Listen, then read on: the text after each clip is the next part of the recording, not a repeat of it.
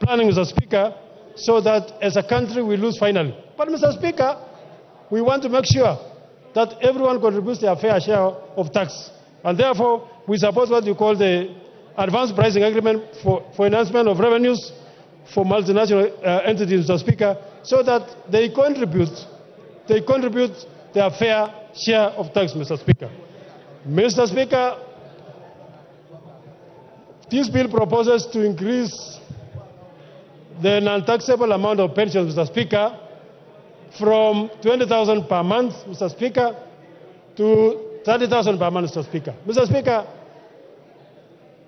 all the Kenyans who are retired, Mr. Speaker, they must be cushioned, Mr. Speaker. They have supported the country for well over 60 years, Mr. Speaker. And, Mr. Speaker, you don't tax somebody up to their retirement. We are proposing that we make sure we cushion them, Mr. Speaker, so that the amount that we are recommending that we increase the tax deductible amount from 20,000 to 30,000, Mr. Speaker. Mr. Speaker,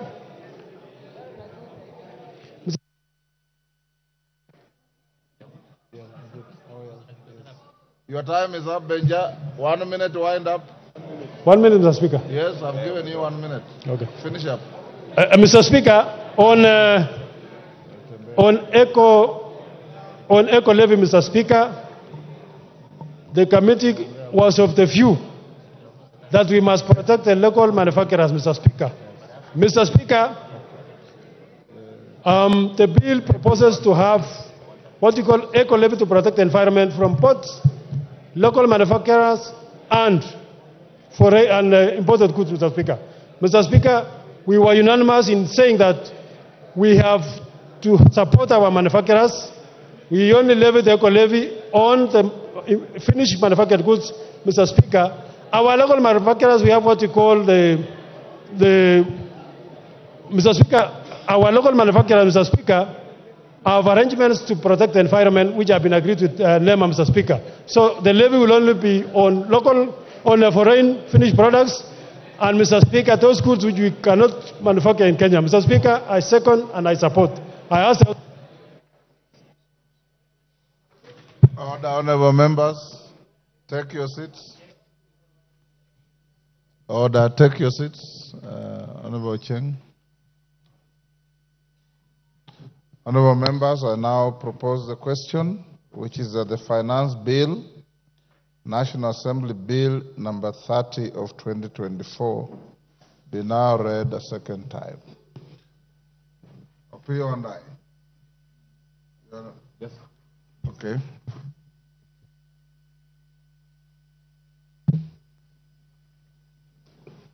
I thank you, Honorable Speaker. Mr. Speaker, given the importance of this finance bill, and you know, many Kenyans are following us, Mr. Speaker, and Mr. Speaker, to distinguish between the facts and the fictions which are being given out there by this Honorable House. Mr. Speaker, I want to seek your indulgence that we have every member speak for 5 minutes instead of 10 minutes, Honorable Speaker, so that we can have all of us contribute. Honorable Speaker, thank you. Honorable members, according to a motion we passed at the beginning of this session, the mover of this bill has 45 minutes, which he expended. The seconder, 15. Majority leader and minority leader, 15. Each member speaking has 10 minutes. Now, Bowen is suggesting that you reduce it to 5.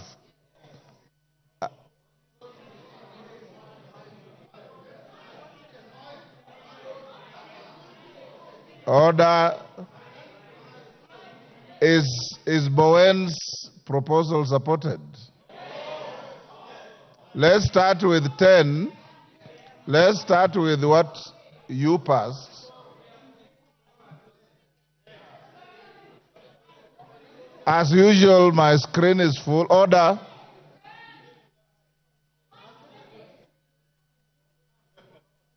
We already have 10, so nobody needs to propose 10. 5 is what is proposing. Do we go with 5 or 10? Okay, it's not quite clear. Let's start with 10 and see how far it goes. Robert Mbui. Thank you, Mr. Speaker. Mr. Speaker, when we were all elected, we took oath of office to defend the Constitution 2010. The spirit of Article 1 and Article 95 of the Constitution. Order, honorable members, order. The matter of 10 or 5 minutes is now moot. We will see how to revisit it later. And those of you who are given a chance to speak, if you exhaust your points before you end the 10 minutes, you can yield the floor so that somebody else can be able to get the opportunity. Go on, Robert.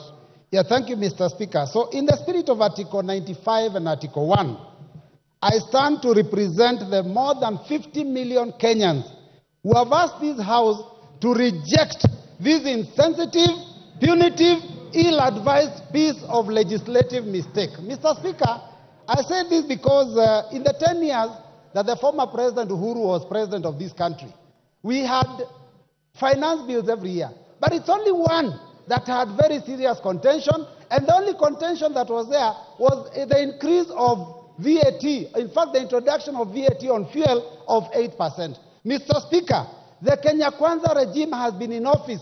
This is less than 2 years. And the second finance bill they have brought to this House and the first one have elicited so much contention from Kenyans that I think there is something seriously wrong. Mr. Speaker, in fact, let me say this, that the controversies of the 2023 finance bill, before we even get to this one, even, in fact, got a nickname for our head of state, because Kenyans out there are calling him Zakayo, the tax collector. Mr. Speaker, we must move from that concept of ensuring that every year we impose punitive taxes on Kenyans. Mr. Speaker, Kenyans have not even recovered from the negative effects of the 2023 finance bill. Because, Mr. Speaker, the 2023 finance bill already drastically reduced the disposable income of Kenyans. Because, Mr. Speaker, we increased pay as you earn then, we went and increased the NSSF, we went and increased the NHIF. Now we are proposing to go to SHIF, which is even higher. Mr. Speaker, we introduced a housing fund. Mr. Speaker, it has been very, very painful for Kenyans. And Kenyans were hoping that this year things will be better, considering that in the last election campaign, Mr. Speaker, they were told that there will be pesa mfukoni, which means money in the pockets. Mr. Speaker, what we are realizing is that actually what this regime wanted was not to put money in anyone's pocket, but to take any money that was in the pockets of Kenyans. Mr. Speaker, the cost of government services have gone so high that we can't even afford our children to have ID cards. So, Mr. Speaker, when I look at a bill that proposes to increase the already overburdened Kenyans, it is something that we have to stand firm and reject. Mr. Speaker, let me say this, that we were told to tighten our belts. And I know this is the intention, that we be hit very hard the first 2, 3, 4 years. But, Mr. Speaker, you know, some people will lose their lives because of the hunger now and because of the stress now. What do you do with them when they are 6 feet under in 2026, 2027? We are told to tighten our belts. And as we tighten our belts, Mr. Speaker, it is shocking to see the excesses that this government is going through. We are taxing Kenyans to raise money to run the government, and yet we have excesses. We are putting in money to build houses, to repair, to paint houses that were built with 400 million, and we are spending 600 million to renovate and paint. Mr. Speaker, it is very, very painful. And then we are told, tighten your belts as Kenyans. And 200 million Kenyan shillings is used on a return trip on a chartered plane to the US. Mr. Speaker, this is not acceptable. And all those missions are begging missions. What we are doing here is we are living beyond our means. Mr. Speaker, I seek the attention of all those members that passed the 2023 finance bill and later on went and told Kenyans they didn't have time to read it. Now listen keenly. If you didn't read that one, you listen to us. Mr. Speaker, oppressive tax policies do not make good economic sense. And Mr. Speaker, let me just put it this way, that the last year's proposal was intending to raise 214 billion. But because it was oppressive, Kenyans did not pay as expected. And in fact, what we collected was only 131 billion out of that finance bill, which was only 53% of the target. Mr. Speaker, the more you put, the more burden you put on people, the more likely that they are going to look for ways to avoid that tax. So, Mr. Speaker, we have to be careful. We warned that would happen, that people would evade. You didn't listen. We warned that it would lead to job losses. Many companies left this country and are now producing elsewhere, and unemployment has gone up. We warned that the tax increase is always passed to the common man. Mr. Speaker, the hustler of this country, the mamamboga, the boda, is the one that will carry the burden. Anytime taxes go up, it is not the big fish that actually pay these taxes. Because all they do, when you increase cost of fuel, all they do is pass it on to the consumer. And the consumer is mamamboga. The consumer is the last man in the chain. So, Mr. Speaker, we have to be very careful. Now, the 2024 tax proposals are as oppressive as 2023. We have not even fully implemented the 2023 ones. The E-teams, now we are discussing how we are going to remove it. There are those, those taxes on chamas that we have not yet implemented. Now we have brought other major proposals. And I hear, Mr. Speaker, talk of the tax proposals of 2023, it's like they have been reduced. Mr. Speaker, the bill that we hold in our hands, the bill that we read, has not been amended. What we are listening to is stories, Mr. Speaker.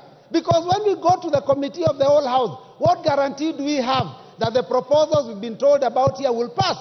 We can be hoodwinked into believing that those things will be passed, and when we pass this bill, the last minute it is opposed and we lose out. So we are going to oppose it from the beginning up to the end. Mr. Speaker, this proposal on VAT on bread, Mr. Speaker, I don't even know who could conceive such a thing.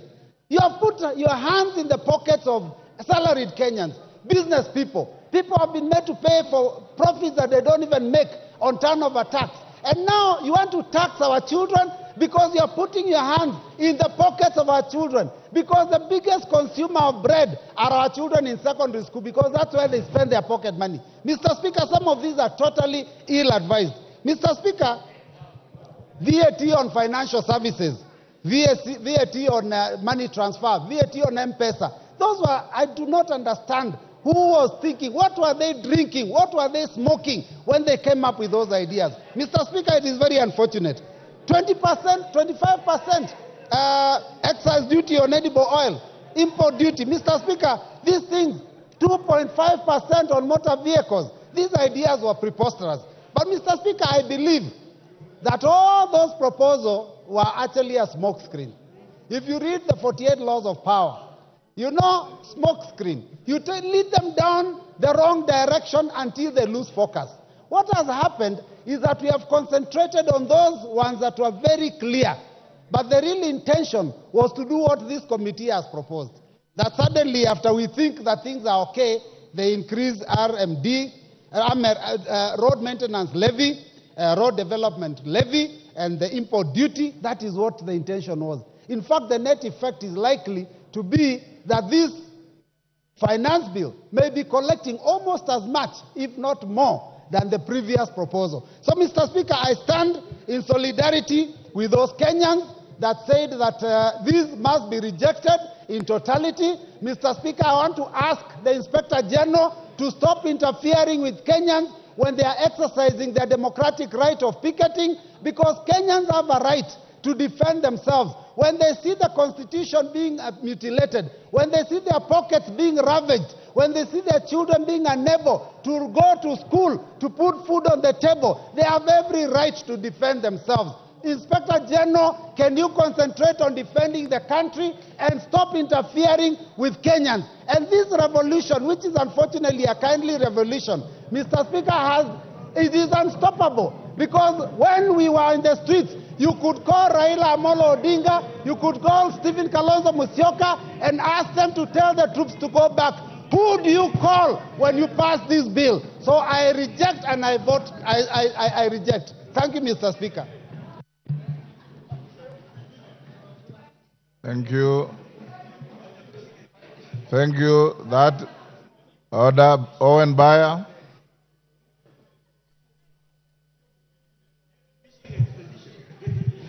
Thank you very much, Honorable Speaker.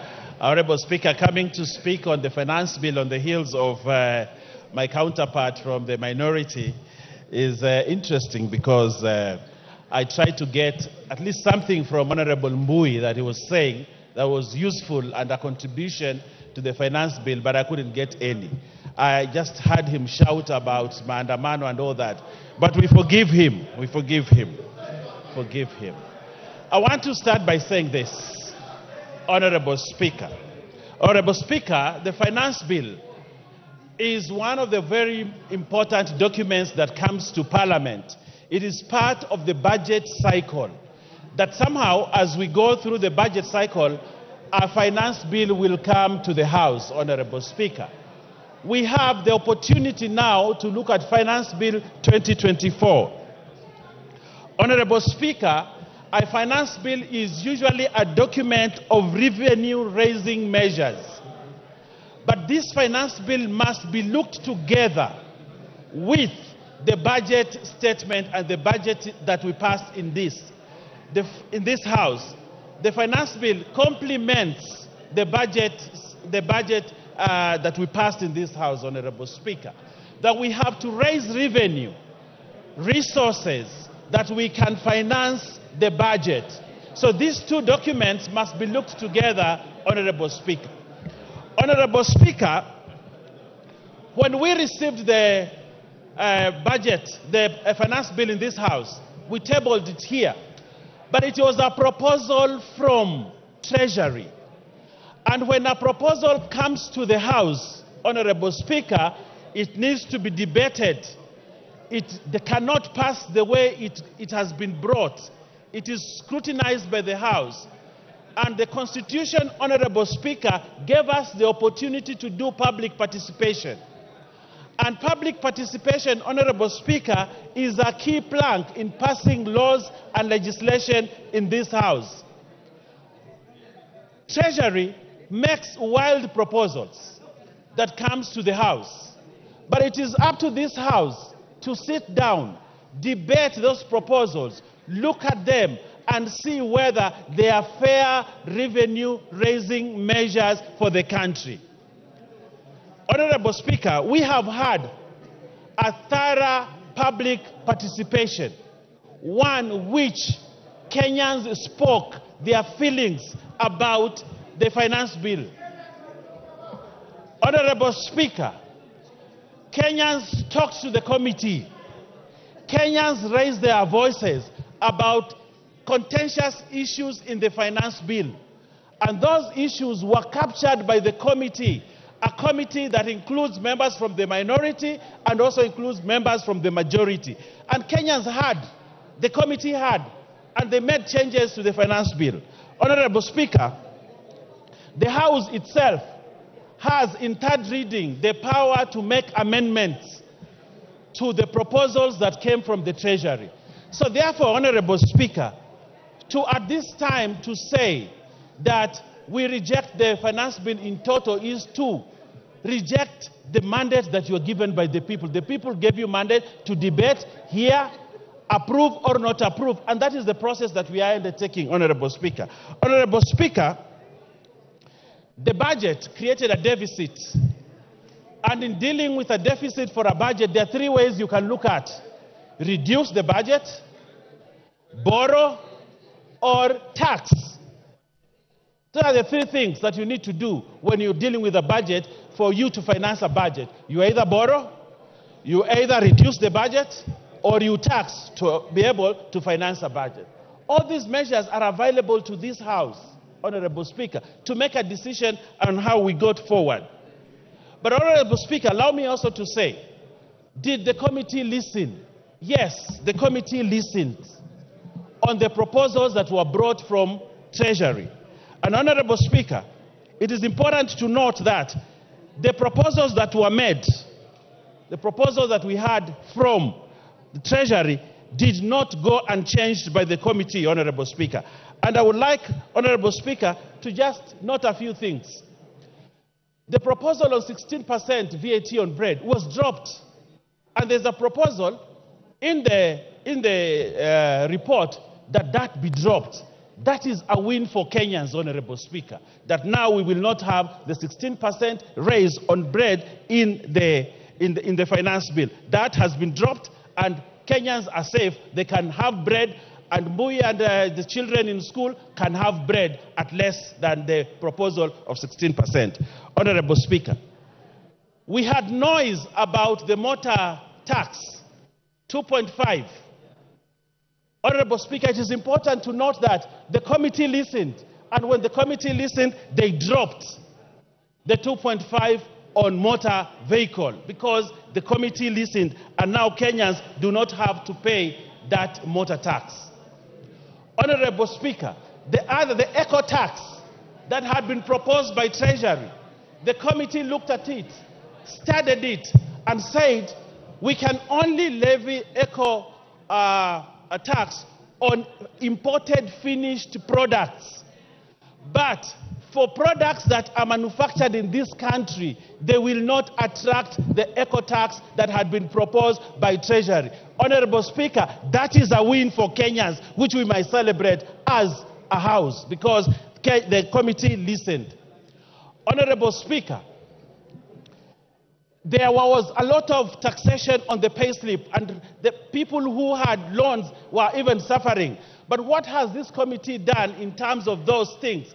They have reorganized the taxation within a payslip, and now there'll be more money on people's pockets from their payslip because the committee listened, Honorable Speaker. Honorable Speaker, there are many gains in this report, not on the finance bill, but on the report of the committee, which is what will eventually go into making the Finance Act. So, Honorable Speaker, as we move forward, Honorable Speaker, and I'm sure many other people will look at the many issues that Kenyans have gained, but I also want to look at the budget, Honorable Speaker. Today, members of this House, CDF, will have more money than before because it was proposed in the budget and it is going to be financed in this finance bill, Honorable Speaker. Honorable Opio and I here celebrated the other day that political parties' money has actually been returned into the budget. And he was very ecstatic that there is money for political parties. But I asked him that question, but that money must come from somewhere. That money has to come from the finance bill, which will finance the money in the political parties. Honorable Speaker, the women... What's the point of order, Minority Leader? You know, Honorable Owen Baya was doing fairly well until he mentioned my name in respect of political parties fund. Honorable Speaker, political parties fund is not a favor to anybody or to any political party. And as a matter of fact, the threshold set out in the law has not been met in this regime. And therefore, I want to ask you, Honorable Speaker, to compel Honorable Baya to withdraw those very unfortunate remarks and apologize profusely, not only to me, but to the House and Kenyans in general. Thank you. Owen. Thank you very much. It is very true that the budget has money for political parties. And that money will come from a source. And that source is the finance bill. So, Honorable Speaker, I am still within my limits of speech. Honorable Speaker, I also want to say this. We have a budget that we must finance. We have a budget that we must get money to ensure resources go to Kenyans, that services go to Kenyans, that development go to Kenyans, that we have to pay debt, the 1.0 something trillion of servicing the debt. We have to have money to do that. And one way is to raise money through the finance bill. Honorable Speaker, we have to make hard decisions for our country in order to make it forward. But if we want to be good people, Honorable Speaker, I read somewhere that if you want to be a good person, please go and sell ice cream. But if you want to be a leader, you have to be here and make hard decisions. Your time is up. Your time is up. You must make the hard decision to sit down. Honorable members, before I give the next member, allow me to acknowledge 2 schools in the public gallery. Kibirisha Boys Secondary School from Bori, Meru, and Tiga High School from Mara, Tarakaniti. On your behalf and on behalf of myself, we welcome them to the House of Parliament.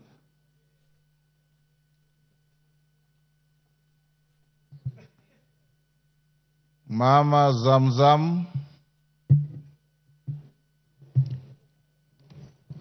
Asante sana Mheshimiwa Spika, na mimi niweze kuchangia mswada huu wa Finance Bill 2024. Mheshimiwa Spika, Mheshimiwa Spika, Wakenya wameamka, na mimi nataka niwaambie wenzangu ambao wako kwenye serikali. Wakenya, honorable members, as Zamzam speaks, seeing the screen, I may be persuaded to go to 5 minutes, but let's see how we go. Asante sana Mheshimiwa Spika. Yes. Mimi nataka niwaambie wenzangu kuwa Wakenya wameamka.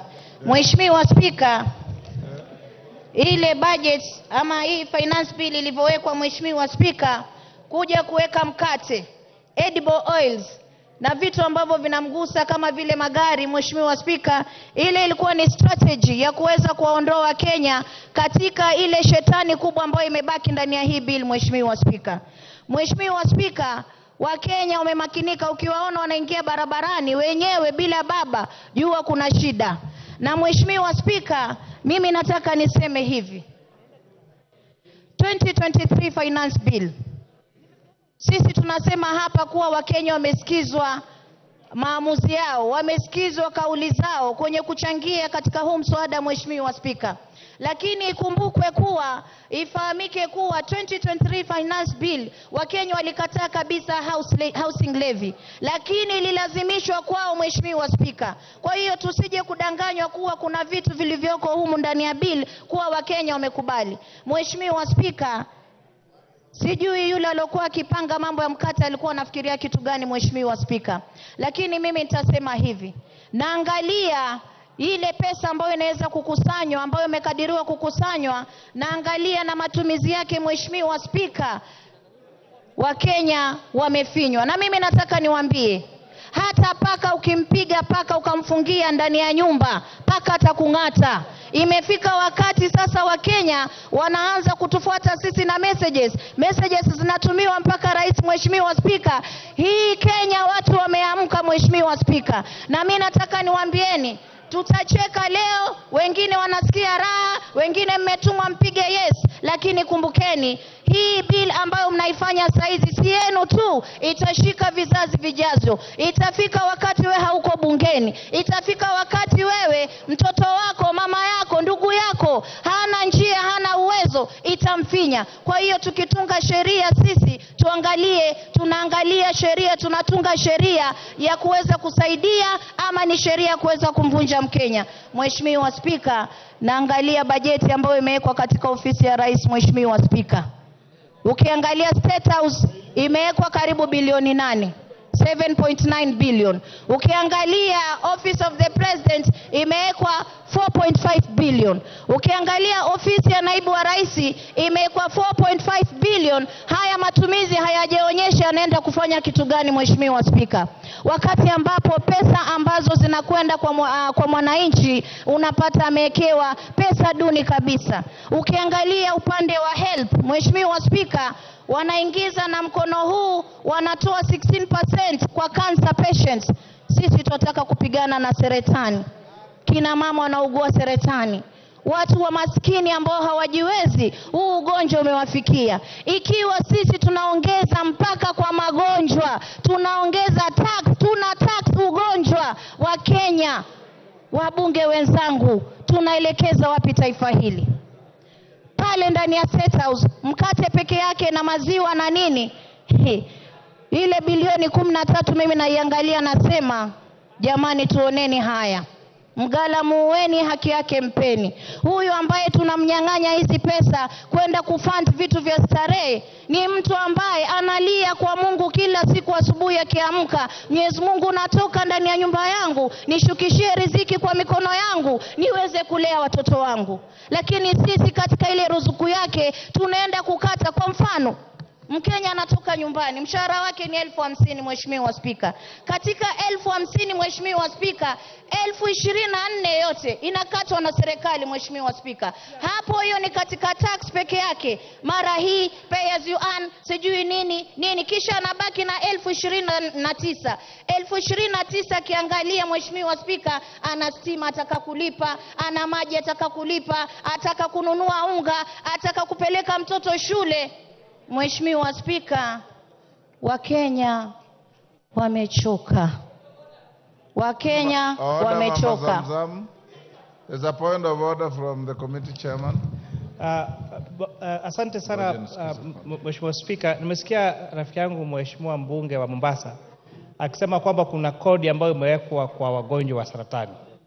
Na ningetaka kwamba anieleze ni kipengele kipi katika huu mswada ambao unaongea kuhusu hiyo, kwa sababu Mheshimiwa Spika, haya mambo ya kumisinform ama kuwadanganya Wakenya kwa mambo kama hayo kwa sababu ya siasa kabisa ni makosa, haifai kufanyika. Mama Zamzam, that is a fair challenge. Order.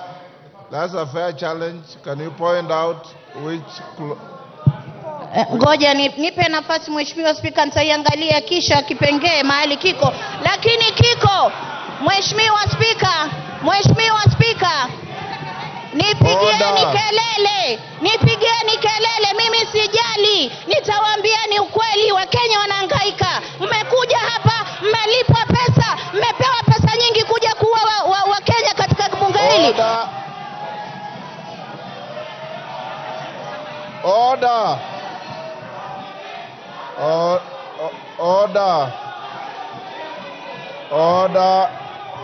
Honorable members,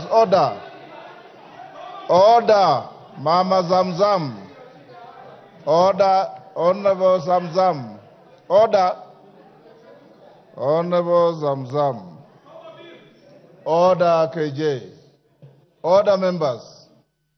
We were doing so well in terms of decorum and production from members until we reached here. Mama Zamzam, order, standing order 91. Every member is responsible for the accuracy of any facts which you allege. And the Speaker doesn't get involved in your allegations until you are challenged. When a colleague challenges you, the easy thing is not to raise your voice. The easy thing is to say, this is found in clause this and that of the bill. And it ends there.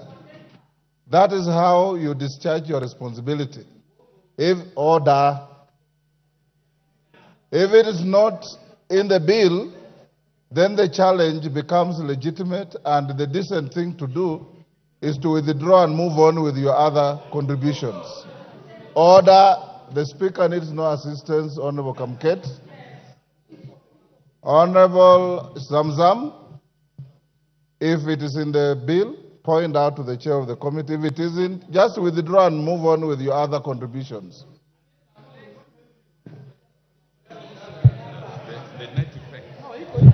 Order. We are going to have orderly debate. Mama Zamzam. Asante sana Mheshimiwa Spika. Nafikiri nimechanganyikiwa na ile import duty na hii ya hospitali. Mimi nataka niwaambie kitu moja.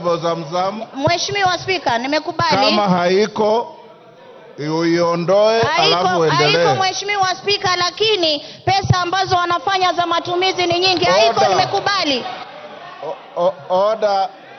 Order, Mama Zamzam. Order, honorable members. Take your seat, Mama Zamzam. Order, Mama Zamzam. Order. Zams, order. Order. Order. Order, Mama Zamzam. Mama Zamzam. Order. Mheshimiwa Zamzam, wewe ni mheshimiwa na mama wa heshima, na mimi nakuheshimu sana.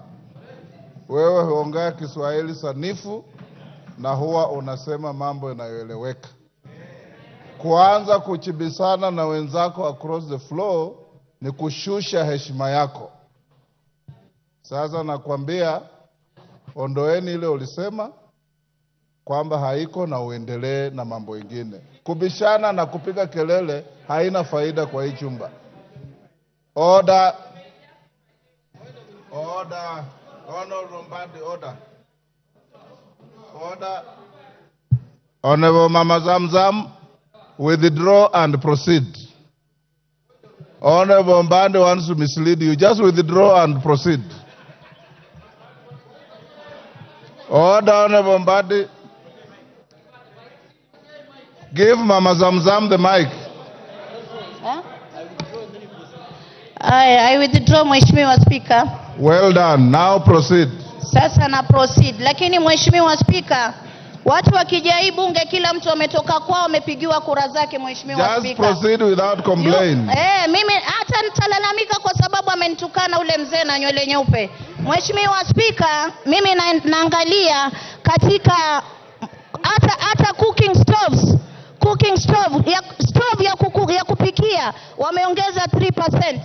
Wameongeza 3%. Naangalia motorcycle, Mheshimiwa Speaker, wale wa mabodaboda ambao walipromisiwa mambo itakuwa shwari, tutafanya hivi, bodaboda wameongezewa 3% katika custom values. Mheshimiwa Speaker, hawa pia hata tairi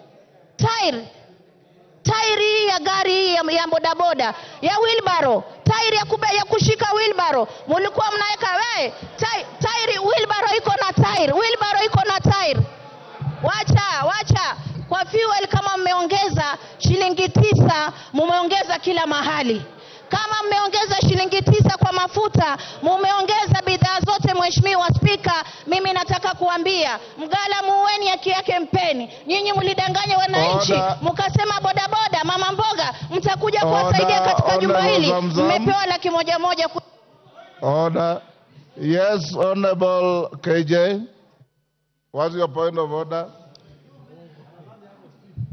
Mr. Speaker, I'm standing on a standing order that provides for a member to be relevant when they are debating.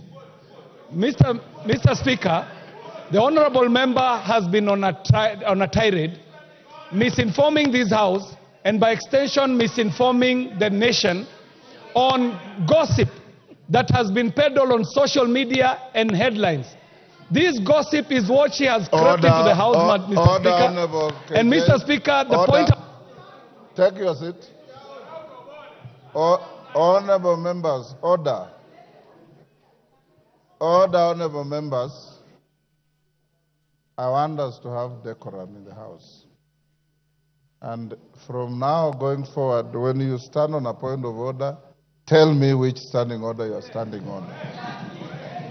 And Honorable Zamzam, the etiquette of debate is such that when a colleague says point of order, you immediately resume your seat.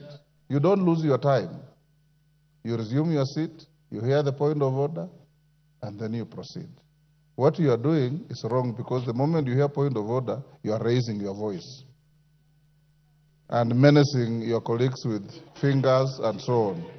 It is not good. Finish up your contribution. Your time is almost up. Asante sana Mheshimiwa Speaker.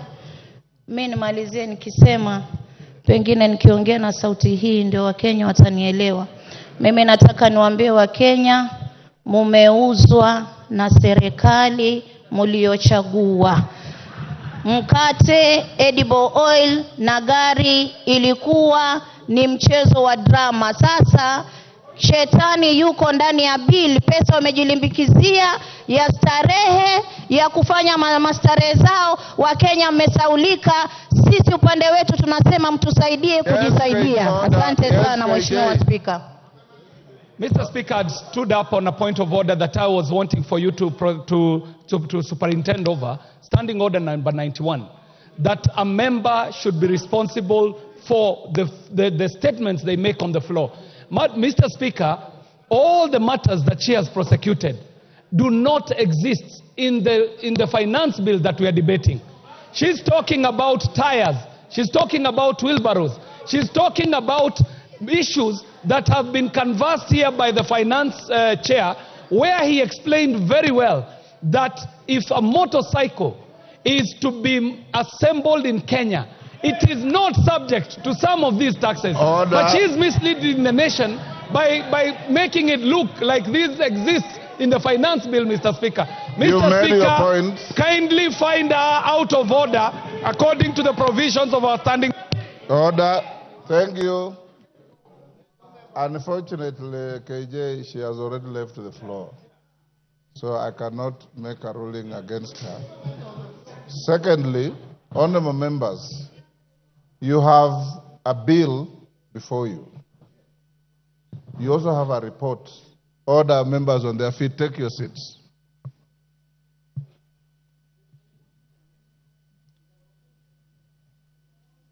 You have a bill before you. You also have a report of the committee. The mover of the bill extensively made reference to the report, said this has been dropped, this has been dropped, this has been dropped. You may be convinced, you may not be convinced.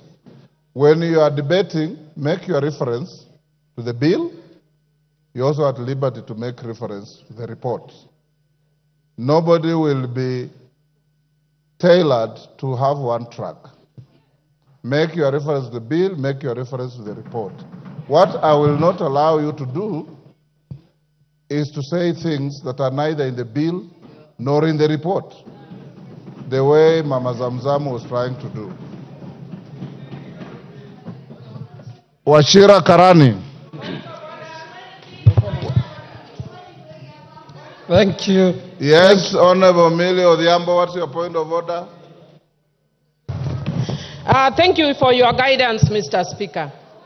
Mr. Speaker, I'm just standing with a lot of due respect and concern over what you have just said. Mr. Speaker, first I want to thank you for giving us guidance and direction that we can make reference to the bill and to the report. Mr. Speaker, one of the rules of debating in this House is you can go outside those two so long as you make a link with what is in the report and what is in the bill. But when we are being told that I must speak in that narrow sense, Mr. Speaker, we are being gagged. Order, Honorable Millie. We are feeling gagged. Take your seat. Honorable Millie, nobody's being gagged. The rules of debate are very clear. You can make conjecture. You can make reference to matters known to you. But when you are challenged by a colleague, you have a duty to respond, and respond relevantly.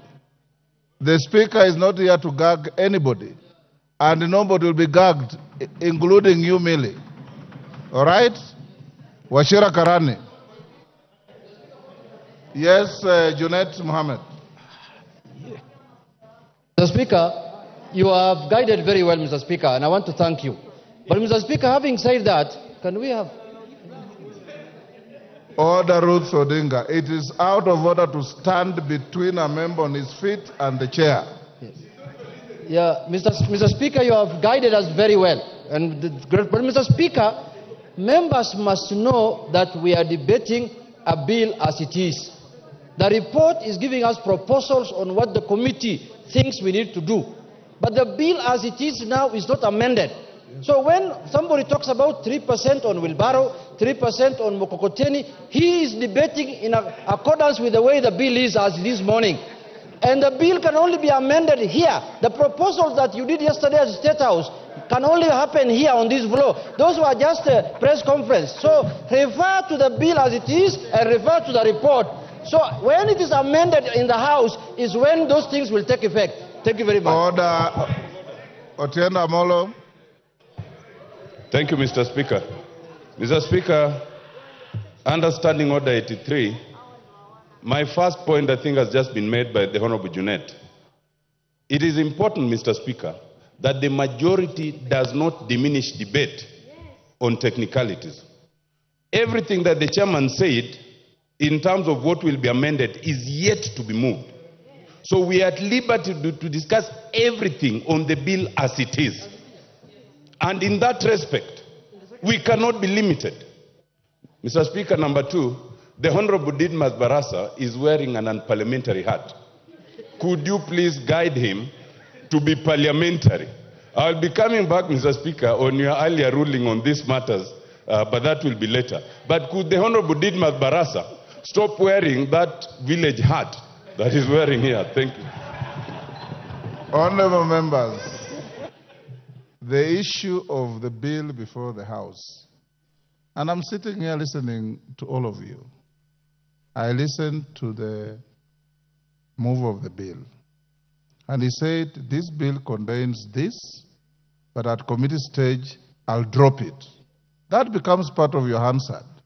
So when you attack the bill, which you have the right to do, it is only fair also to make reference to what your colleague said. You can still say, Order Mjadala, I am not giving you any CAG rules. I'm simply saying the Hansard is there to bail out people. So when your colleague stands up after you have attacked something and says, when I presented the bill, I already said this, it's legitimate. But everybody debate the bill as is before the House. That is the bill that we are debating. But don't lose sight of the report which you already have, which I encourage you to read. Wachira Karani.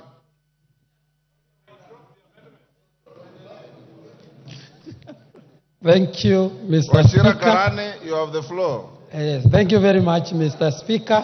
I thank you for giving me this opportunity so that I also do my contribution. Mr. Speaker, before this committee gave out the report, Kenyans listened to talk shows, to radios, to newspapers, analysis. That is what they judged the report with. In my constituency, I've visited several places, Mr. Speaker. I've gone to churches. I've gone to trading centers. I've listened to the messages. I've read the messages the people have sent to me. And I can say this without blinking. What has been presented by the committee as the report and what has been spread by the talk shows, they are totally two things that are totally different. Mr. Speaker, on my side, I chose to communicate with my voters. I told them to enumerate the clauses that are contentious, which they did. And they did on 5 contexts. First of all, they complained about the VAT 16% on the bread tax. They also complained about the tax on edible oils. They also complained about the tax on motor vehicle, the 2.5%. They complained about the eco levy, the 5 items. And I promised them that I'm going to approach the Committee on Finance so that those are addressed. I'm very happy this morning because the committee, led by the very able Honorable Kimani, has reviewed all of those. The tax on bread has been removed, the 16%. The 2.5% on motor vehicle levy has been removed. The money transfer have been removed. So me, as I stand, Mr. Speaker, I just want to thank the Committee on Finance for work well done, doing a thorough job, and listening to what we have communicated to them and acting of them. I support, Mr. Speaker. Minority Leader. The Honorable Speaker, let me make the following comments concerning the Finance Bill 2024. But I want to pick from where the Honorable Robert Mbui left. You know, Honorable Speaker, we have been around for some time. As a matter of fact, this, I think, is my 12th year in this parliament. And even before that, I was living in Kenya. What is so unique with this government that for 2 years in a row, the matter of finance bill is causing hullabaloo, is causing commotion, is causing pandemonium until young children are coming out the streets.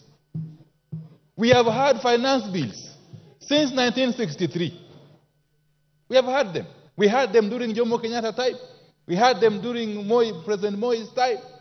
We had them during President Kibaki. Recently, we had them during President Uhuru's time. But in this regime, 2 years in a row, the finance bill is causing serious problems to Kenyans. And is exposing the regime as totally insensitive to the plight of the people. Do you want information from Kamket? Certainly no, Honorable Speaker. How can Honorable Kamket inform me, Honorable Speaker? Really, no. So, Honorable Speaker, that is the question we must ask ourselves. And then it again raises the issue. Who advises this government? Who are the real advisors?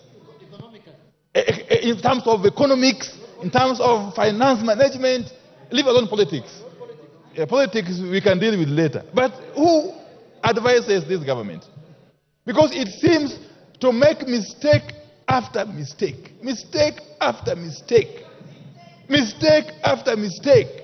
Honorable Speaker, following the outcry that happened after the 2023 finance bill was unveiled, I had imagined, I had thought that this government would be the wiser this time around. What we see is actually a worse case. As they say, the more things change, the more they remain the same. Honorable Speaker, I have read the bill in its entirety. I have similarly read the report of the committee, chaired by my very good friend, Honorable Kimani Korea.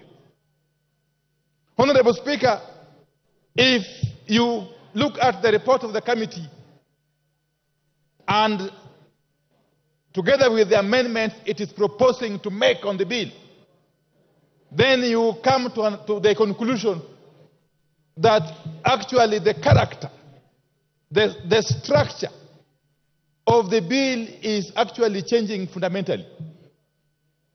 Fundamentally. And this flies on the face of the provisions of Standing Order 48. Honorable Speaker, at some point perhaps I would be calling upon you to consider asking the chair to withdraw the bill and introduce a new one. Because the character is changing. And why is the character changing, Honorable Speaker? Honorable Speaker, under Article 201 of the Constitution, specifically 201 sub-article A, on the matter of principles that govern or guide public finance management. Public finance management. I don't know what is itching, Honorable Soro. Honorable Speaker, one of the principles, some of the principles that should guide the management of public finance: openness, accountability, and including public participation in financial matters. If you can come out of the blues and tell us that now these things that we had introduced in the bill, these taxes that we had introduced in the bills, we are now removing them. It is basically going against the principles of public finance management. You are turning a public finance bill into a personal property that you can change at whims. Honorable Speaker. Yes, Chairman of... Honorable Speaker. Order, Minority Leader, Chairman. Honorable Speaker, again, on a point of order on misinformation. The Leader of Minority clearly read the PFM Act. and talked about then if changes are made, the allegations making then significantly that bill would have to be drafted. Then the question on public participation remains. Then does it mean that he is purporting that everything that the public says is just an exercise in futility and should not change? Otherwise, then why were we involving taxpayers' money and time to reason to the members of the public if we cannot propose changes on the bill? Minority Leader.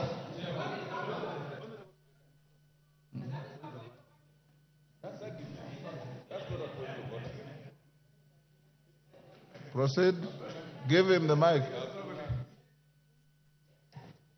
You are giving the next. Give him his mic. Anyway, just come. Honorable Speaker, obviously, with all the tremendous possible respect, that was not a point of order. The Honorable Chair can actually advance that argument when he gets time to reply.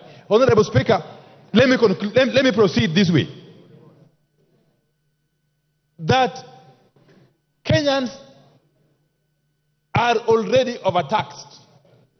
In fact, if you look at Kenya vis-a-vis the rest of the world, you would be forgiven to conclude that Kenyans are some of the most taxed human beings on earth. And therefore, any responsible government would be looking at ways to lessen the tax burden on Kenyans, not to increase it, Honorable Speaker, as this bill is attempting to do. Honorable Speaker, in spite of the recommendations in the report, which look very flowery, Honorable Speaker, we have always been reminded that the devil is in the details. I am aware, even though this is not part of the finance bill, that there are plans to increase the levy on roads maintenance. I know, of course, the amendment will come separately. Yes. The moment you increase the road maintenance levy by even a shilling, leave alone the 9 shillings being proposed, the ripple effect is enormous in all sectors of the economy. And the loser is the common Kenyan taxpayer. Honorable Speaker. And therefore, this is a case of taking with one hand, giving with one hand, and taking back with another hand. It's not helping the situation, Honorable Speaker. Honorable Speaker, this economy has become too hostile for foreign investors. Indeed, even for local investors. We have got documented cases of manufacturers who have shifted base from Kenya to our neighboring countries as a result of this unbearable tax burden that keeps shifting. Actually, you can never be sure, because it is so unpredictable that no sensible investor can actually put their money in this country. To make matters worse, we are witnessing what could be compared to the state capture that happened during the President Jacob Zuma's regime in South Africa. Honorable Speaker, and I will explain shortly. Honorable Speaker. Honorable Speaker, if you take the case of the manufacturing sector, and specifically the steel and cement manufacturing sector, that sector is now under total control of one player who is being assisted as we watch. Indeed, Parliament is complicit in contributing to the creation of a monopoly in the steel and cement manufacturing sector. We have a case where this one particular manufacturer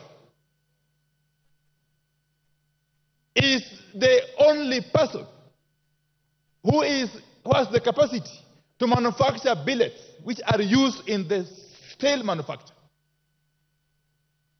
and actually clinker, which is also used in the manufacture of cement. To make it worse, this same manufacturer, who has got the support of these people, Honorable Speaker. He is compelling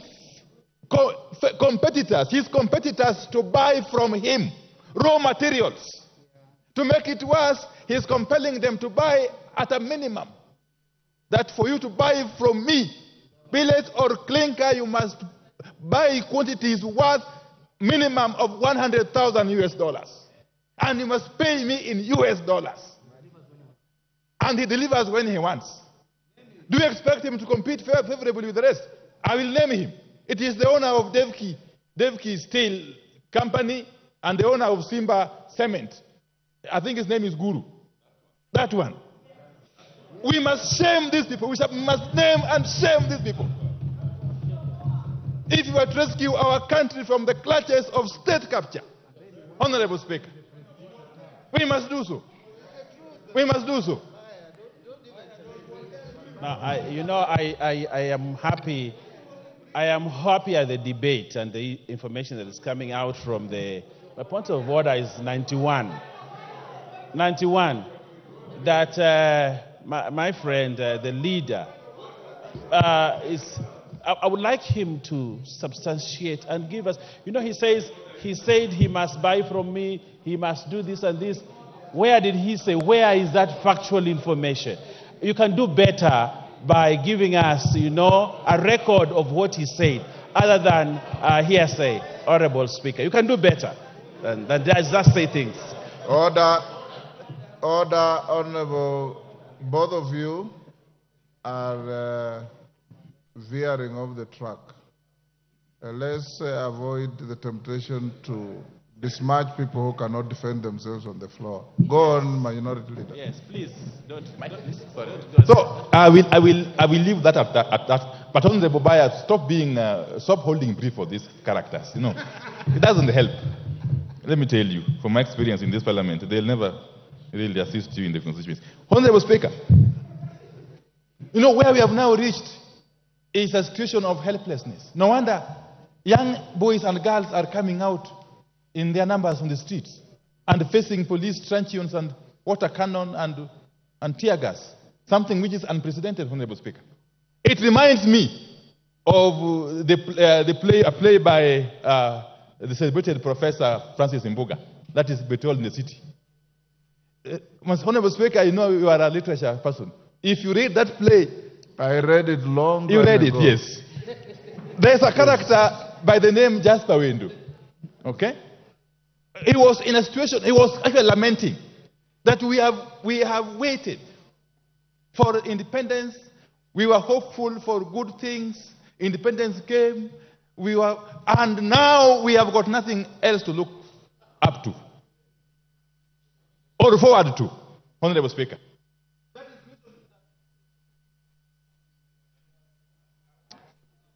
He has 15 minutes. Has he finished 15 That minutes? is the situation. Your time is up. Finish up in 1 minute. Children are finding themselves in this country. They have already lost hope. They are not seeing any hope in us as their leaders.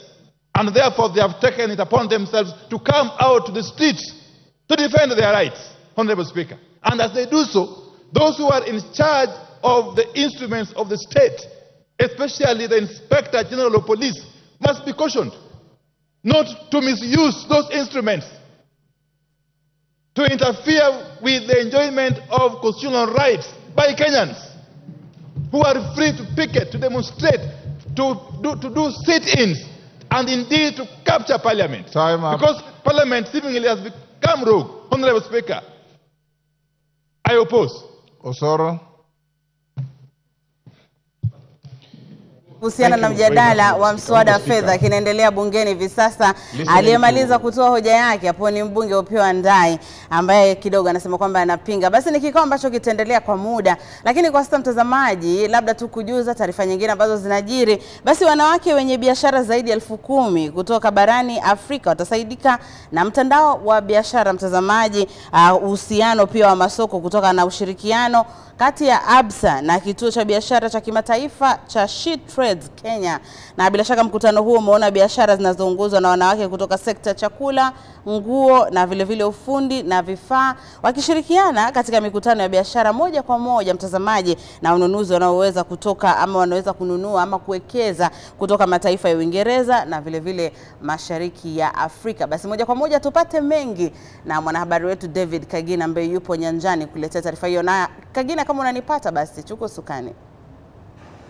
Naam, kitu bila shaka ndo siku ya pili ya kongamano hili la linaongozwa na kampuni ama benki ukipenda ya Absa, ambalo linaleta pamoja wajasiriamali wa kike angalau 10,000 kutoka mataifa mbalimbali barani Afrika. Na hapo jana tuliweza kuangazia ni sababu gani ambayo wako hapa, ikiwa ni pamoja na wao kupata nafasi ya kutangamana na kujenga ama kupanua biashara zao vile vile. Kwa sasa niruhusu tu niungane na mmoja wao wa viongozi katika Absa ambaye ni mwanzilishi ama ndiye aliye katika katikati ya maandalizi ya hafla ya siku ya leo. Apate tu kutueleza ama kuundani tupate kuelewa taswira haswa ni yepi yanajiri na wanaokusanyika hapa kutoka mataifa haya ya Afrika wanafaidika kivipi. Welcome very much to K24. I understand we have over 10,000 women right here benefiting from this forum today. Probably you can go deeper and tell us what are they supposed to benefit at an individual level. Yeah. Thank you very much for having me on the call, K24. I think today is a great opportunity for women. Yesterday was our first day at the Inspire Me Conference 2024. Inspire Me Conference was really set aside to make sure that women can connect, women can find opportunities, but women can also be inspired to see what other women are doing. So yesterday was our first day, and yesterday we found a lot of women coming in, trying to figure out who the people who are next to them, figuring out what was in it for them.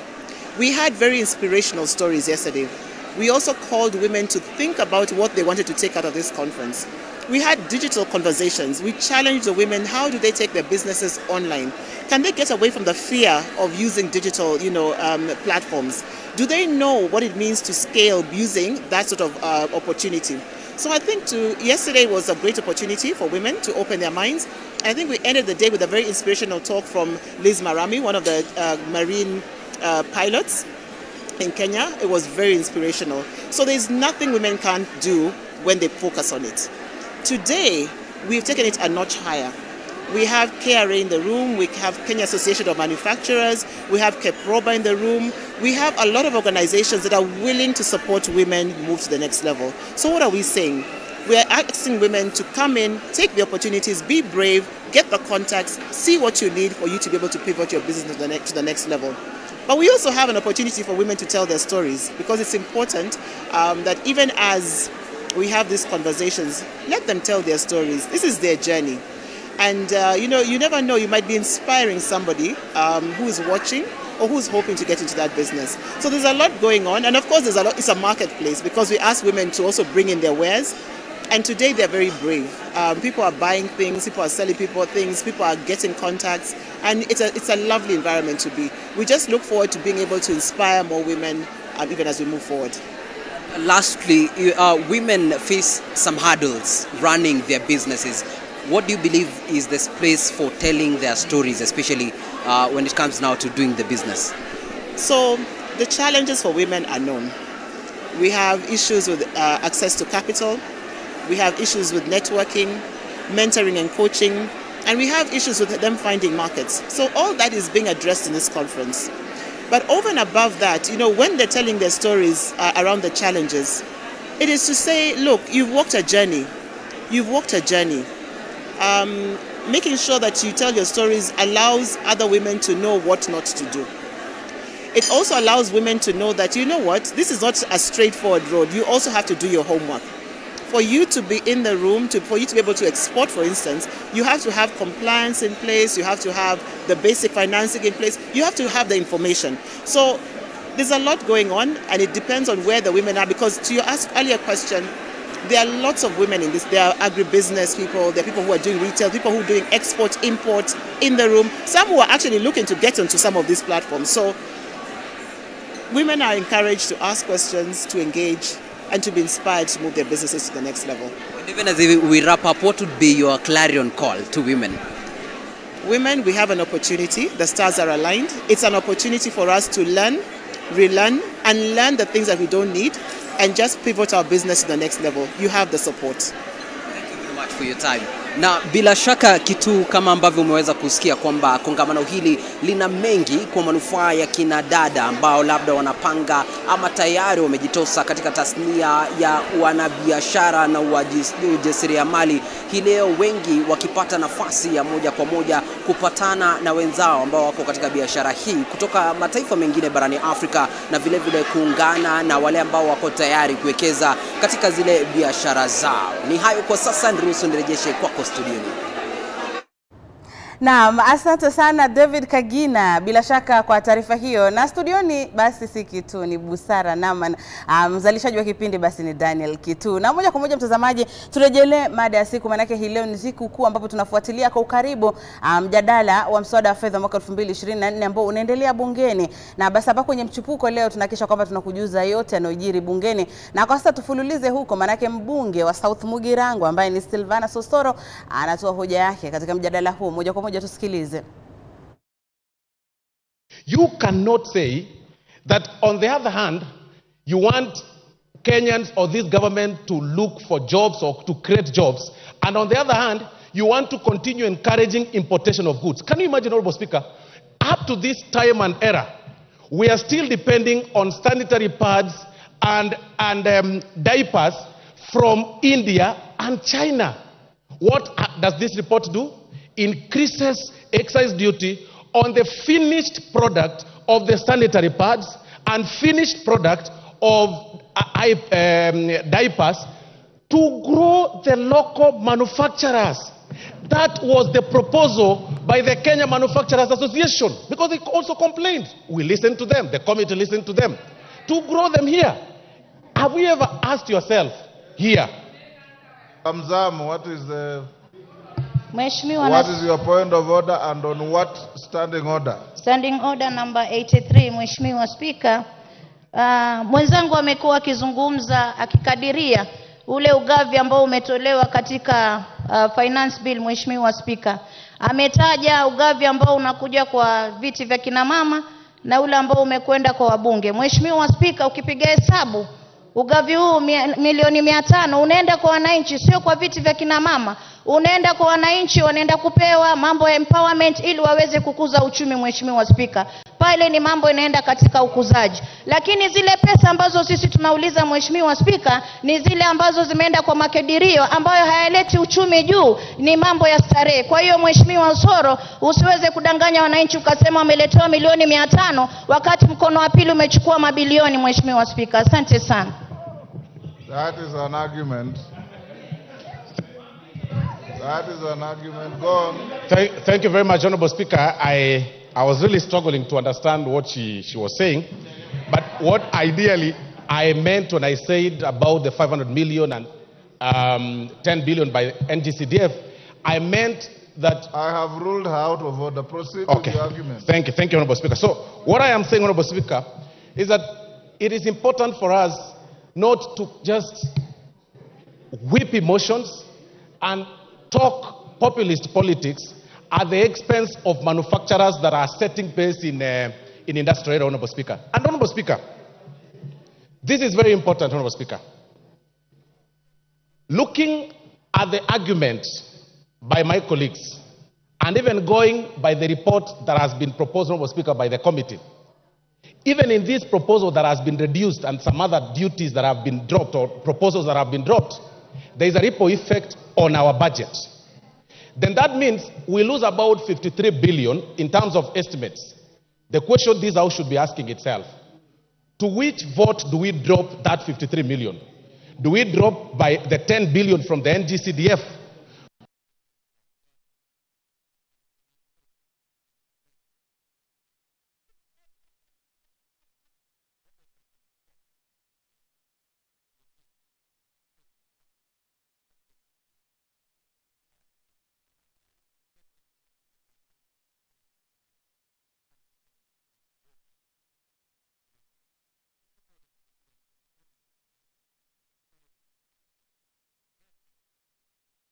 Growth and the growth of our common mwananchi. Thank you very much, Honorable Speaker, and for that reason, I support the report.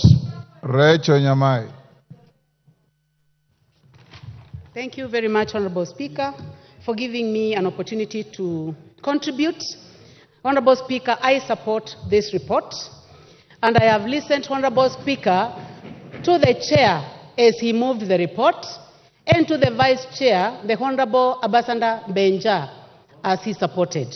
And Honorable Speaker, I am convinced that I cannot be interested and very happy with the budget, and at the same time, I pretend to be unhappy with the finance bill that is supposed to fund that budget.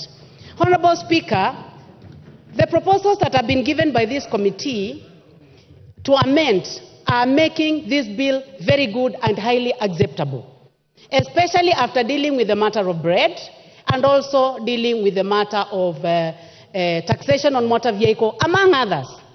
Honorable Speaker, I also support this bill because it gives additional money to the counties, Honorable Speaker. Counties have been getting around 385 billion. That is the highest that we have ever seen. And this bill, Honorable Speaker, gives additional money to the counties, approximately 15 billion, Honorable Speaker. I'm seated to a very sharp CPA, Honorable Bandi, and he has told me that if you are not sure of the figure, say approximately. Approximately, Honorable Speaker, 15 billion to our counties. And this money is going to our road projects, health, agriculture, markets, water. What else do I want, Honorable Speaker? I want money to go to Kitui, to Makueni, to Machakos, to Embu County, Honorable Speaker. And listening to the Honorable Cecily Mbarire, Honorable Speaker, she says that the most difficult thing to do is to raise money for the counties. On source revenue, OSR, Honorable Speaker, this bill is in the right direction to giving additional money to the counties. Honorable Speaker, this bill provides additional money to CDF, the best fund in this country. Honorable members across the divide, the best monitored, the most evaluated, the most successful is getting 30 million, Honorable Speaker, per constituency, Honorable Speaker. Members on the side where I'm seated, well, where I used to be in Azimio, members who are seated on this side, Honorable Speaker, should be the ones supporting this motion because of additional money to CDF. Because our children are going to get more money. Honorable Speaker, yesterday, I watched a girl that I've been paying fees for. Let me stick to the motion. Which standing order? Yes, Kajwang, what's your point of order? On a point of order, the gracious lady that has just spoken, the last I checked, she was in Azimio through Jubilee. Could it be that those positions have changed, or could it just be a misleading statement, Mr. Speaker? That is not a point of order. Go on.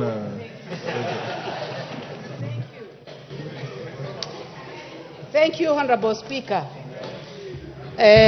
for your wisdom. I knew that you wanted to distract me. Honorable Speaker, I was just saying that I watched one of the girls that I pay fees for, and she was in the street, and she had written a message to me the previous day, and I asked her, you told me that it was about taxation on motor vehicle and bread. Why are you in the street? Honorable Speaker, I have just shared the video with CPA Bandi. The girl told me that she was not in the street concerning the bill, that she was doing TikTok, Honorable Speaker. And she was swinging, Honorable Speaker, very nicely. She told me that she was there because she wanted to get views for TikTok, Honorable Speaker. So, Honorable Speaker, and I'm going to show you, Honorable, she says that she cannot find the stones because the community that provides stones was missing in action. So she was wondering where the stones were.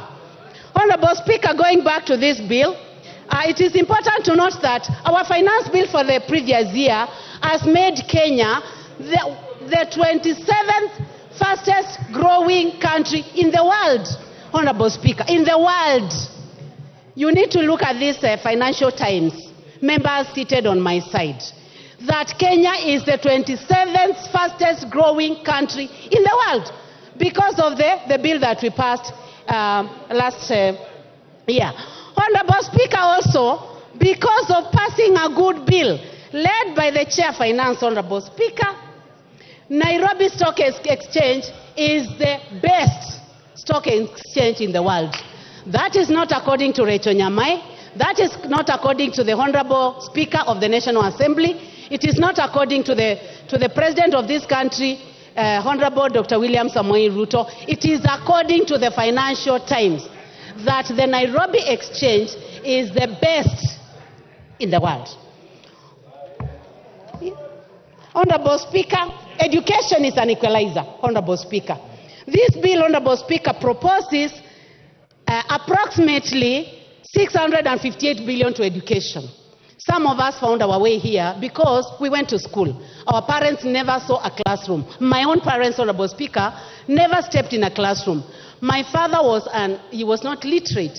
He was an assistant chief who was not literate. So I am only here because I got education. Let us support this bill for the 558 billion that is going to education, Honorable Speaker.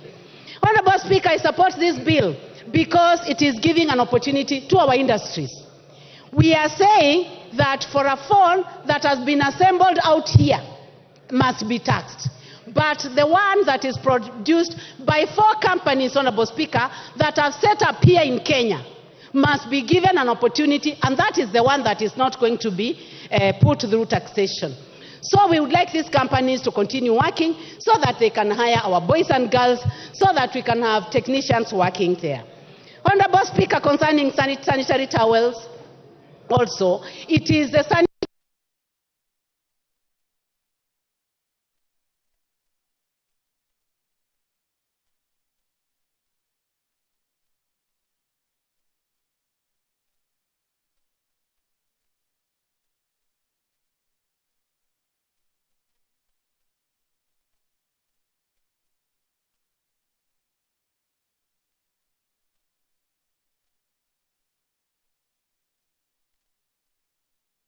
that this country has made a decision that we need to light up this country.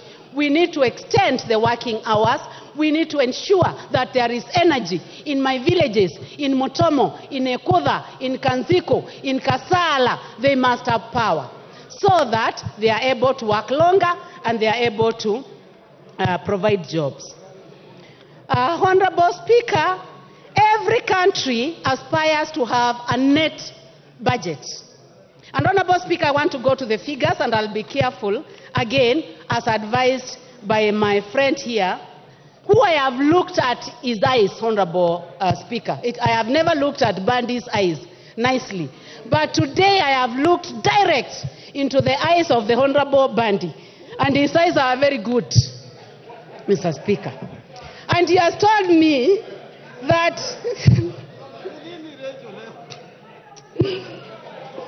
let me finish, Honorable Speaker. 2021, 2022, the deficit was approximately 747 billion. 2020, 2022, 2023, Honorable Speaker, the deficit, budget deficit, according to CPA Bandy and the Chair for Finance, was 846 billion. 2023-2024, it went higher, Honorable Speaker, 908 billion. And now, Honorable Speaker, courtesy of a good budget committee led by the Chair, Honorable Kimani Kuria, the deficit, proposed deficit, Honorable Speaker, will be 597 billion. Honorable Speaker, Honorable William Samoei Ruto is going to provide a balanced budget for this country. Watch this space. Watch this space, honorable members. He has promised to provide a balanced budget where we will not have to borrow, Honorable Speaker. Honorable Speaker, did the committee listen to Kenyans? Yes, it did. They went all over the country. That is why they have dropped matters to do with bread taxation. They have dropped matters to do with taxation on motor vehicle, among a myriad of other things.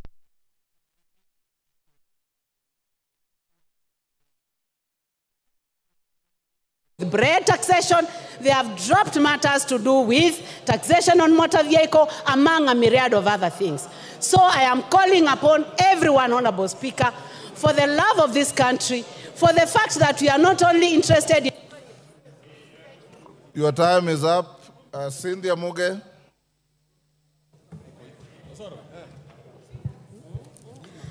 Thank you, Honorable Speaker, for giving me an opportunity to add my voice to this bill, Honorable Speaker. And from the onset, Honorable Speaker, I want to say that I support this bill. Honorable Speaker, there seems to be an acute insufficiency of knowledge regarding what a finance bill, Honorable Speaker. And when I heard and listened to people, Honorable Speaker, speaking about this particular bill, I actually went back to myself, Honorable Speaker, and I was wondering, is it me who doesn't know what a finance bill, or it's other people who don't know? Honorable Speaker, when you hear the running call of reject the finance bill in its entirety, Honorable Speaker, it is a very irresponsible comment to make, Honorable Speaker, because of the importance of a finance bill. Honorable Speaker, allow me to, Honorable Speaker, link the finance bill and the appropriation bill. The finance bill is where all of us are going to get the monies that we need for the different projects that, Honorable Speaker, we want to run in our constituencies, Honorable Speaker. Honorable Speaker, I support this bill on many grounds, Honorable Speaker. Honorable Speaker, I am a sugarcane farmer and I represent people, Honorable Speaker, who farm cane, Honorable Speaker. And looking at the finance bill, Honorable Speaker, and reading it together with a committee report, Honorable Speaker, that proposes a removal of the cane transportation, Honorable Speaker, it has zero-rated that particular provision, Honorable Speaker. Honorable Speaker, this gives me a reason to be able to support this bill. Honorable Speaker, I come from a county that does tea farming, Honorable Speaker, and production and processing of tea. Honorable Speaker, when I read the committee proposals, Honorable Speaker, on the removal of the tea packaging material, Honorable Speaker, I am happy and I support this particular bill, Honorable Speaker. Honorable Speaker, the eco levy has been a levy that has been up for discussion for a very long time, Honorable Speaker. And Honorable Speaker, I would want to say that the committee, or reading the committee report, Honorable Speaker, I gain better understanding of what an eco levy, Honorable Speaker. And Honorable Speaker, I support this particular levy because, Honorable Speaker, it is a levy that is aimed at ensuring that we have environmental conservation.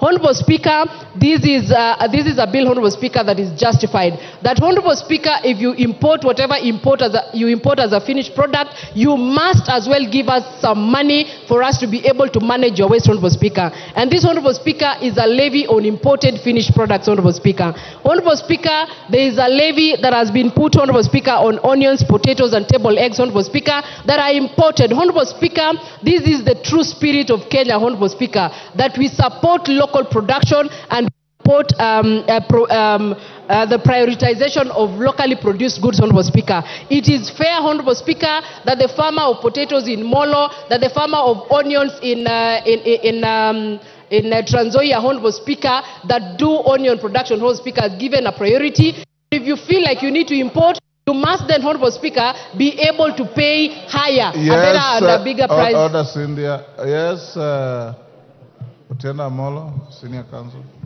What's your point of order? And what standing order? Mr. Speaker, I rise under standing order number 90.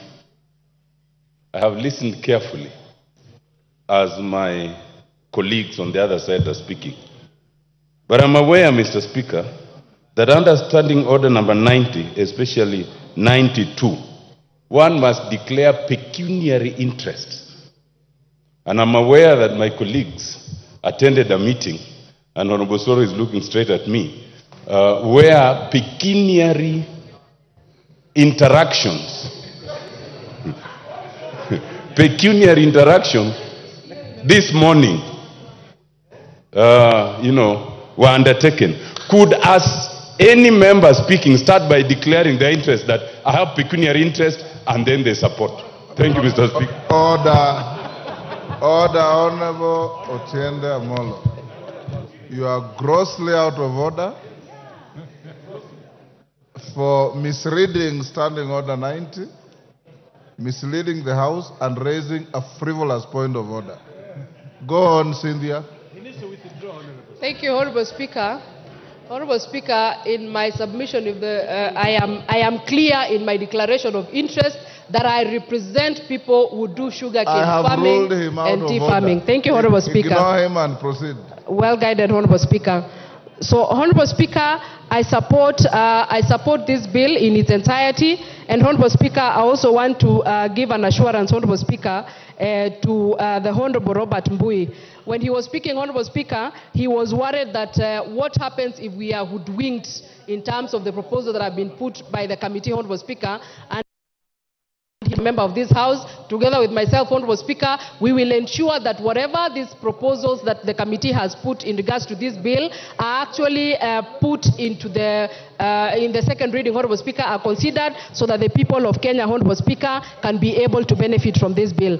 Honorable Speaker, I want to compare the finance bill of 2023 and the finance bill of 2024, Honorable Speaker. Last year, Honorable Speaker, I was pensive about the finance bill of 2023, and I want to report here today, Honorable Speaker, that I am a happy person that I took part in the passing of the finance bill of 2023, as hard as it looked, Honorable Speaker. And I am happy, Honorable Speaker, because some of the provisions that were put in place by that finance bill last year, Honorable Speaker, are finally bearing fruits, Honorable Speaker. You remember, Honorable Speaker, that there was an issue about the clinkers, Honorable Speaker.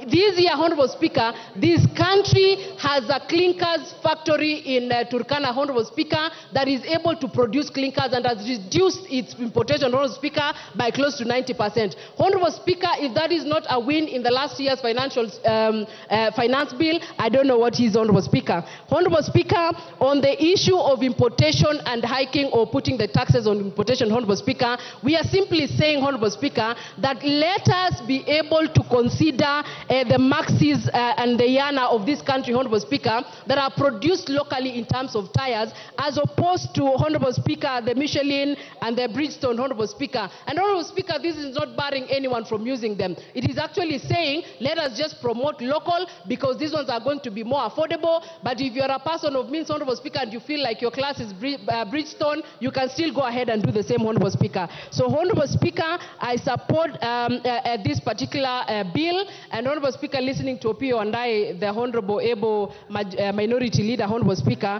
he says that mistakes after mistakes. And, Honorable Speaker, I want to say this. If the results of the mistakes after mistakes that have been made, exchange rate going, the Kenya shilling doing better, Honorable Speaker, I am proudly associated with the mistakes that have been made by this country. Honorable Speaker, if the mistakes include the ease of doing business, Honorable Speaker, in this country that is growing better every day, I want to say that I'm proudly associated with the mistakes that have been made by this government, Honorable Speaker. And I continue to support it because, Honorable Speaker, we are going to have a better future, we are going to have a better economy, we are going to have better things that are going to come out of this finance bill, Honorable Speaker. So I support it in totality. Honorable Speaker, just to speak to the Gen Z, I hear they have been referred to Gen Z, Honorable Speaker. I want to appreciate that particular generation, Honorable Speaker. And when you look at young people fighting for their rights, fighting for their space in person, Honorable Speaker.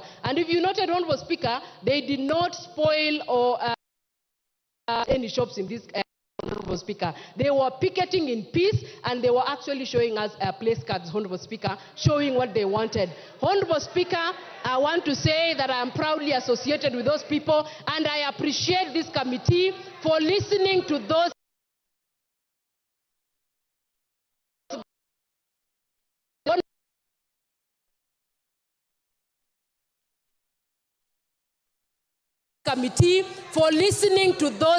members of this country and implementing some of the suggestions that they were giving. Honorable Chair of the committee, we appreciate what your committee has done, and we will be here during the second reading to support it and see that it goes through, Honorable Speaker, so that we can honor those young people and even going into the future. I support this bill, Honorable Speaker. Junaid Mohammed. Mr. Speaker. Order. Honorable Millie, you are the mother of this house. This is a young first-timer. You should guide her other than heckle her. Mr. Order, Honorable Millie. I honored you by calling you the mother of this house. It's your duty to mentor young first-timers, not to heckle them. Go on. Mr. Speaker, I think Milia has graduated Go to on, grandmother. Janet. Anyway, Mr. Speaker, I stand to oppose the Finance Bill 2024. Mr. Speaker, when this bill landed in the House, Mr. Speaker, and it was tabled for the first reading, Mr. Speaker, and I took a copy of it, Mr. Speaker, I said this bill, I'm sure, was not made on earth. It must have been made somewhere else, Mr. Speaker. Because no human being can sit somewhere and craft that kind of bill, Mr. Speaker, for people who live on this earth, Mr. Speaker. Why do I say, Mr. Speaker, so? Mr. Speaker, the bill was attacking a human being from all sides, from his stomach, from his head, from his legs. You cannot move, you cannot eat, you cannot sleep, you cannot travel. That's what the bill was doing, Mr. Speaker. Mr. Speaker, I was asking myself again a question. If this bill has decided to tax everything under the sun, that is just 8 months to come, what will they tax now? Because you have taxed basically everything. What are you going to tax next? I thought the next taxation is going to be the oxygen now that we are taking. Yes, that is the only thing order, Janet. Yes, Lelmengit. What's your point of order and what standing order? I'm standing under the standing order number 91, Yes. Mr. Speaker. I want Honorable Junet to substantiate that we are only levies on imported assembled motorcycles, not locally manufactured, so that the Kenyans out there can know, can know the truth, Mr. Speaker. Thank you. Mr. Speaker, I have not even spoken about that. Me, I spoke about rubber. I did not talk about assembled, disabled, and non-assembled. I have not talked about that. You must be in a different house than me. You must be in Wasingishu County Assembly or something, Mr. Speaker. Mr. Speaker, to proceed with my point of argument, Mr. Speaker, if this bill was done the way it was done, without the input of serious government technocrats, Mr. Speaker, then it has proved to me that this government lacks technocrats. What it has also come to prove is that when we were campaigning, this government said they have a plan. And they put everything that is flowery, that is good in that plan. But I can see now what is happening in this country is to govern this country without a plan. Because there is no plan that can recommend this kind of finance bill, Mr. Speaker, on earth. The process now the government or the regime has entered is to govern without a plan. And I think the people who have been entrusted to develop these bills, to bring it here, those people really want to bring down this government. And it is coming down slowly. And so, I mean too fast. Mr. Speaker, you cannot, I want to tell my colleagues and members of parliament here, where the rubber meets the road is this house. The bill can be manufactured anywhere. It can be manufactured inside a bar, inside a hotel, inside your home, but in the end, it has to be passed here.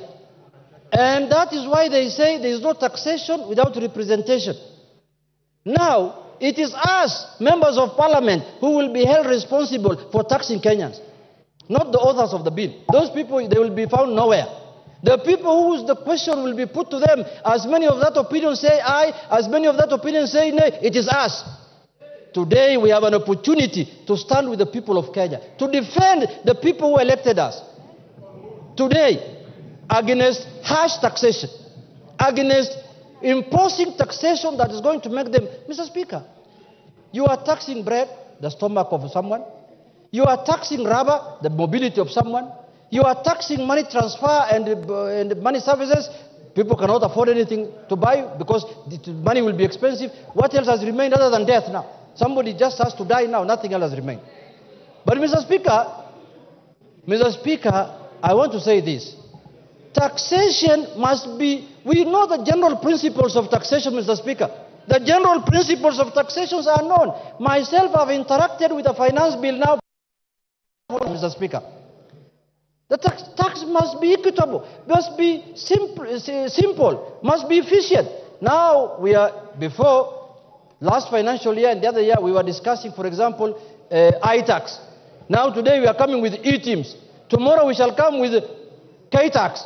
Mr. Speaker, how many times are we going to change the process of taxation in this country? We are discussing here economic growth. You want to tell me this kind of bill will enhance economic growth in this country? Is that what you're telling Kenyans? Mr. Speaker, let me say this. Yes, Honorable Junet, let's appoint the order from Kamket. Under what standing order? Mr. Speaker, I rise under standing order number 176. And Mr. Speaker,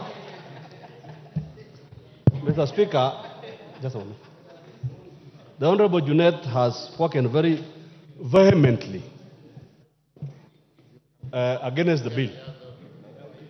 He has powers under standing order number 176. I have read the report of the committee, and there is no dissenting opinion. The members from the minority side have supported this bill. His own members that he, as the minority whip, has nominated to the finance committee. If he is true to his word, can I challenge him, Mr. Speaker, to exercise his powers under standing order number 176 to de-whip those members? Junet. Mr. Speaker, you see, we are now on the plenary of the House. We are not in a finance committee. And the decision of the bill will be made on the floor of this House, not in the committee. But I know where Honorable Kamket is coming from. I know when you collect cattle, you share with everyone. But now this is different, Mr. Speaker. We are in a different scenario. Now we are in the floor of the House, Mr. Speaker. We are not dealing with cattle. But having said, Mr. Speaker, you know, when you are interrupted like this, you lose your thought process, Mr. Speaker. But let me come back to what I was saying. Mr. Speaker, this bill, I can see the committee in their own wisdom have proposed certain changes. That's a step in the right direction, but that's not enough. That is not enough. Because there are more other things that we need to deal with, and we need to bring amendment on them or shoot down the bill in its entirety, in totality. Mr. Speaker, let us be sensitive to the people of Kenya. Now I've lost my time. I can see I'm being told your time is up. Let us be sensitive to the people of Kenya. Because it is the only we are processing here. It's not us, Mr. Speaker. Mr. Speaker, if we are going to make life difficult, for example, Mr. Speaker, last year we passed a finance bill here, which is a Finance Act of 2023. How much money have we collected using that? We did not reach our targets. Now that is a proof that higher taxation does not yield to higher revenues, Mr. Speaker. Lower taxation yields to higher revenues. If you make the taxation process easy and simple, and which everyone wants to pay, that is when you will collect money. But when you tax it highly, people will look for ways to evade it, people will look for ways to not to pay it, and that is the norm. It is not all over the world. It is not rocket science. So let us... Is up, Didymus. Your time is up, Janet.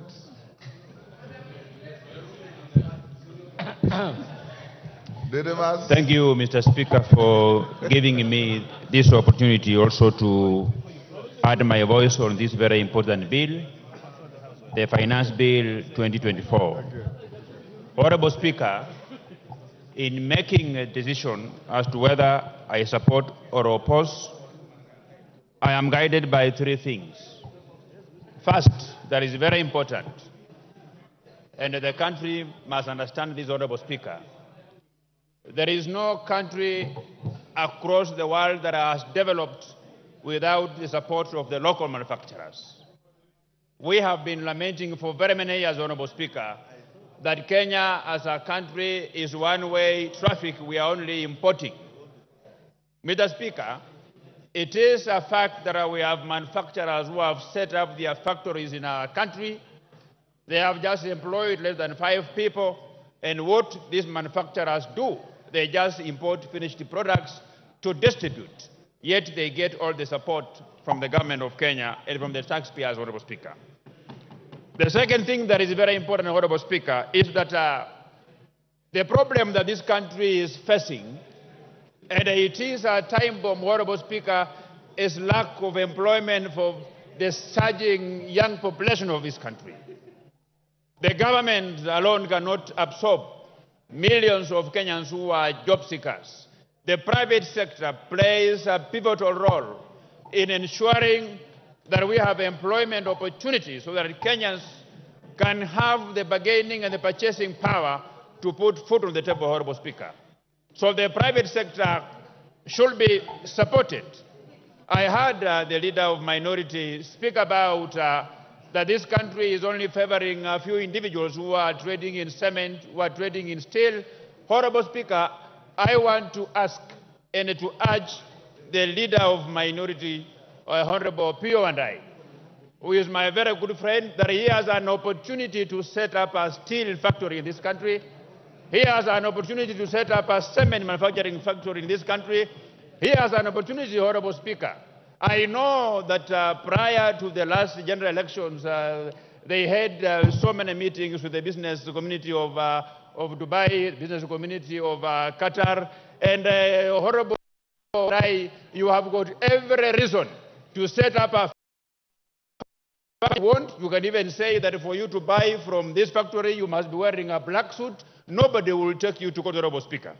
The third thing that is very important that made me to support this bill, Honorable Speaker, is because when those proposals were first being debated across the media houses in this country, there are a number of things that came out, and those things were punitive to the Kenyans, Honorable Speaker.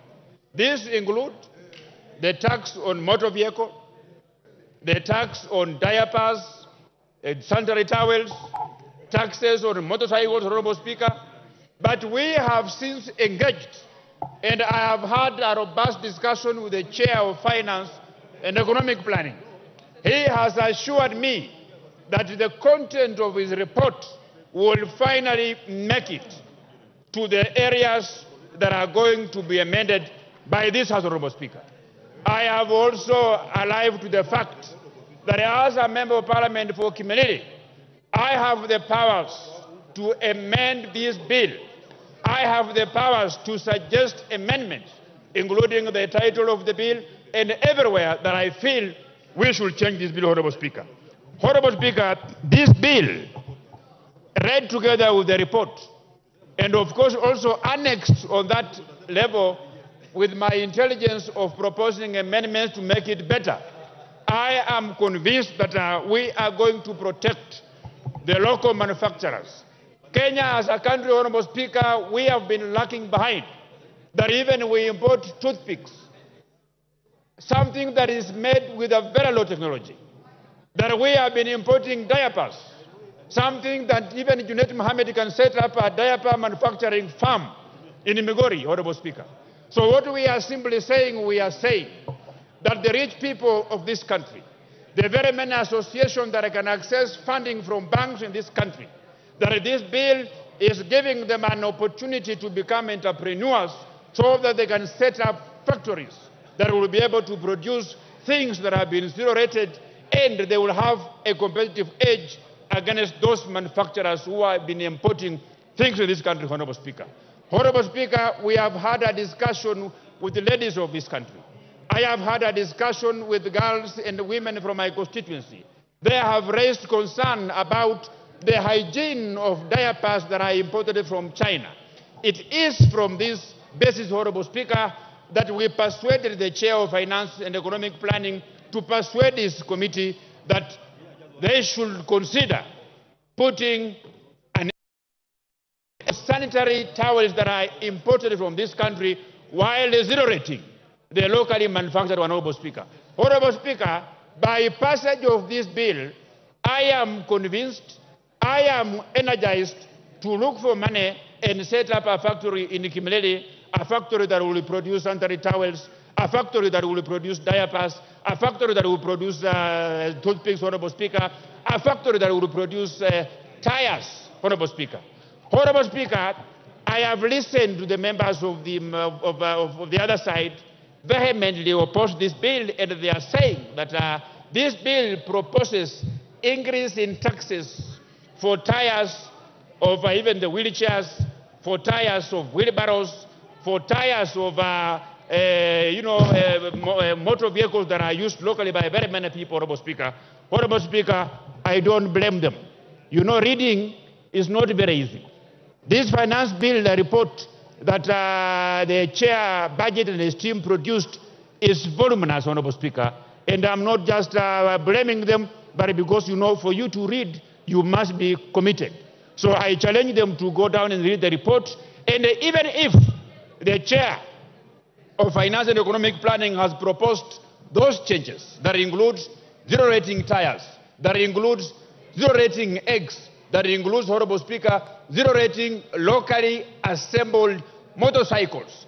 I want to tell this House that we have all the powers to even propose similar proposals, so that by the time when we will be coming here on third reading, then if those proposals will not be put forward by the committee, then each one of us will have the powers to move ahead and come up with those committees, Honorable Speaker.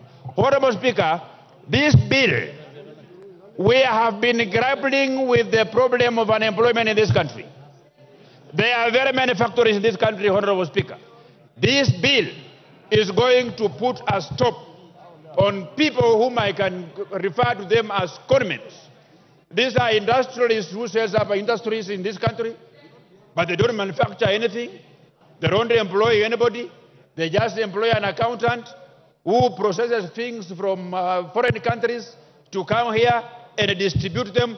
That is why the Finance and Economic Planning Committee was intelligent enough to say locally assembled. So even if you will import parts, you will bring in various parts, but there is evidence that you are assembling, that you require to employ a Kenyan to assist you in assembling, that you require to employ another Kenyan to assist you in cost estimation of those parts.